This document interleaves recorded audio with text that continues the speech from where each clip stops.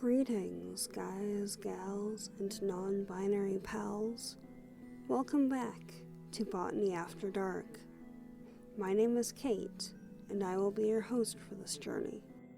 Today, we will get a touch political. We are going through a very real, very active extinction event. Today, we will discuss the complex and diverse nature of climate change.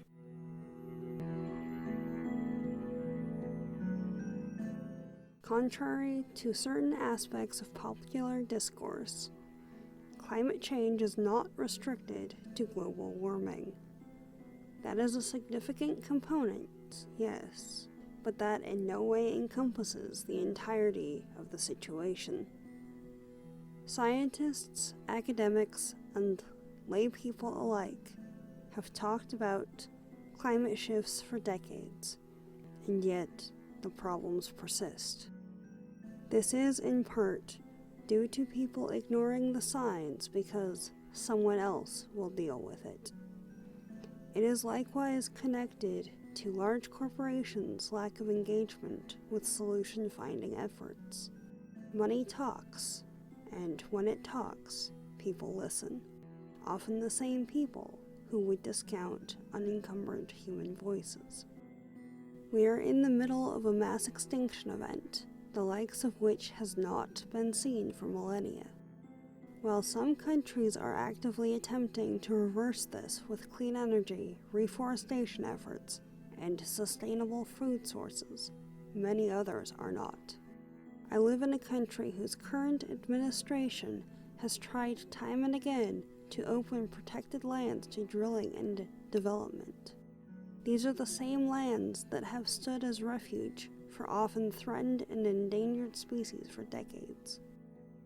I remember even just 10 years ago, the main aspect most were discussing was the polar ice caps melting and loss of habitat. When I was a child, it was habitat destruction, erosion, and mining of the Amazon rainforest. I remember it being an estimated 50 years before anything really needed to be done, or so was the story reported by the media. It has indeed been several years since last I heard that estimate. But now, according to the Paris Accords, it is 12. I just saw mention that has been decreased to 18 months. The UN's Intergovernmental Panel on Climate Change has now cited 2020 as the tipping point. It is currently September of 2019. 2020 is less than 4 months away.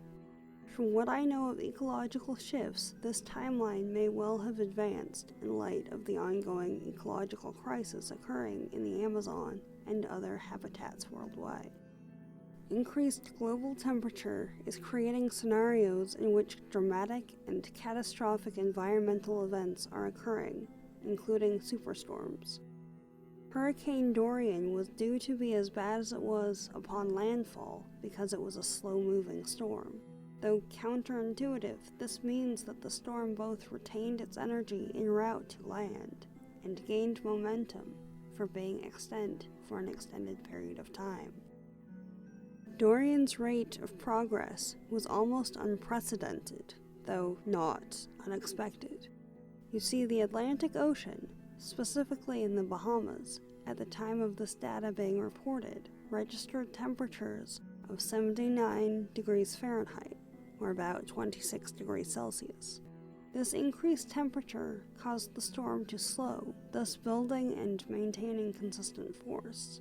At minimum, a hurricane displays winds of 74 miles per hour, or 119 kilometers per hour. Below that wind speed, it is instead classified as a tropical storm.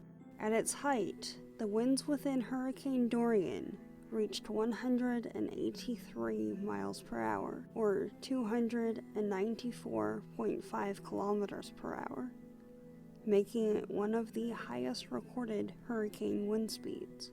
It was a Category 5 storm, Category 5 currently encompasses all storms with wind speeds above 157 miles per hour or 252.6 kilometers per hour. Drought is occurring in regions not known for it. Storms are increasing in size, severity, and frequency. Temperatures are fluctuating dramatically worldwide. Has this happened before? Yes. Does that mean that everything taking place is without human involvement? No, it does not.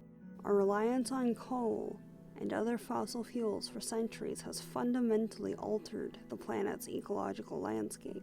Not only have there been negative effects due to strip mining and drilling, causing lasting visible scars to form, but emissions, both carbon and otherwise, have been expelled into the atmosphere. While there is some amount that is possible for the environment to naturally mitigate, nature cannot keep up with either the rate or quantity. Additionally, due to human involvement, the protective ozone layer encircling our planet has thinned considerably, leading to an increased rate of UV exposure for the planet's surface, which also contributes greatly to climate change. So, our planet is in trouble. She is not beyond help. I cannot and will not believe that. While petitions for governments and corporations to act may be effective to some degree, that also takes time. In the interim, use reusable containers and plastics where you can. Recycle, and I do not just mean by putting recyclable waste in the proper bin, though do that too. Yogurt tubs make excellent cups and organizers for trinkets or small craft supplies. Likewise, often packaging can become craft supplies. This does not work in every case, obviously, but it still helps. On a larger scale, be aware of where your products and food comes from and act accordingly. While there are perhaps more and less effective methods of climate activism, do what you are able. For some, this means traveling halfway around the world for climate summits. For others, it means standing en masse as part of a protest. However, for some, it is by necessity limited to sharing an article or two online. Remember that that is needed too.